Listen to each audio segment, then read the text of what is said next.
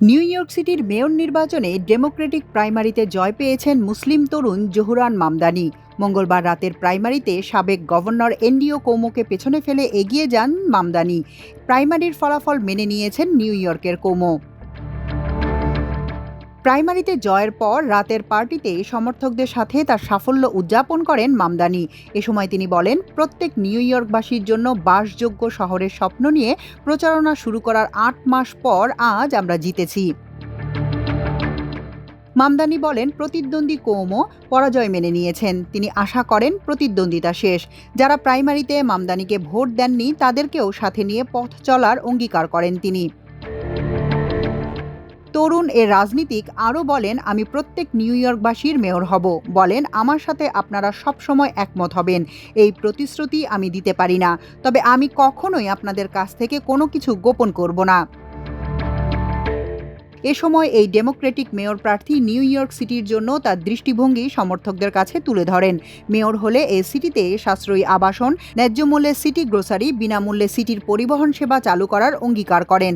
এ সময় প্রেসিডেন্ট ট্রাম্পের ফ্যাসিজম প্রত্যাখ্যান করেন তিনি। তবে প্রাইমারির আনুষ্ঠানিক বিজয়ীর নাম আগামী সপ্তাহের আগে জানা যাবে না। ডেমোক্রেটিক প্রাইমারিতে প্রতিদ্বন্দ্বিতা করেন সব মিলিয়ে ১১ জন প্রার্থী। মামদানির কাছে ডেমোক্রেটিক প্রাইমারিতে হারের পর কৌমো নভেম্বরের সাধারণ নির্বাচনে স্বতন্ত্র প্রার্থী হিসেবে প্রতিদ্বন্দ্বিতা করার সম্ভাবনা তাৎক্ষণিকভাবে উড়িয়ে দেননি। যৌন হয়রানির কেলেঙ্কারি থেকে ফিরে আসার চেষ্টা করছিলেন কৌমো। ভোট গ্রহণ শেষ হওয়ার ২ ঘন্টারও কম সময়ের মধ্যে মামদানির জয় স্বীকার করে নিয়ে তিনি বলেন, তিনি মামদানিকে অভিনন্দন জানাতে ফোন করেছিলেন। সমর্থকদের উদ্দেশ্যে কৌমো বলেন, আজ রাত মামদানি, তিনি এর যোগ্য ছিলেন, তিনি জিতেছেন। কৌমোর পিছিয়ে পড়ার খবর ছড়িয়ে পড়তেই ৩৩ বছর বয়সী মামদানির সমর্থকরা উল্লাসে ফেটে পড়েন। মামদানি নির্বাচিত হলে তিনিই হবেন নিউ ইয়র্ক সিটির প্রথম মুসলমান ও ভারতীয় উগান্ডান বংশোদ্ভূত মেয়র। বর্তমান মেয়র এরিক অ্যাডামস প্রাইমারি এড়িয়ে গেছেন। তিনি সাধারণ নির্বাচনে স্বতন্ত্র প্রার্থী হিসেবে প্রতিদ্বন্দ্বিতা করছেন। চলতি বছরের ৪ নভেম্বর সাধারণ নির্বাচন অনুষ্ঠিত হবে।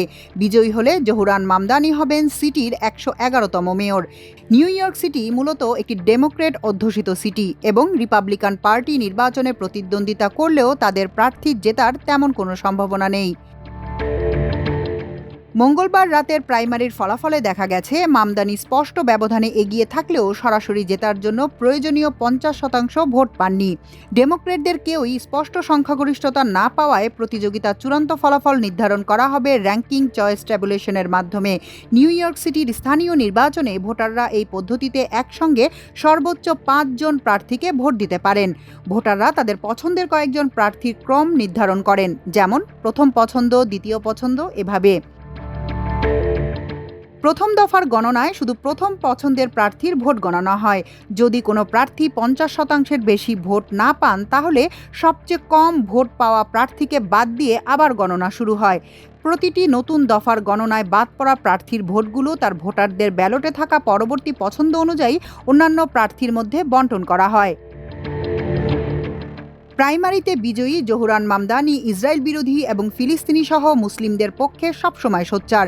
মামদানির বাবা কলাম্বিয়া বিশ্ববিদ্যালয়ের রাষ্ট্রবিজ্ঞানের অধ্যাপক মাহমুদ মামদানি, যিনি উগান্ডায় বড় হয়েছেন, আর মা ভারতের বিখ্যাত চলচ্চিত্র নির্মাতা মীরা নায়ার।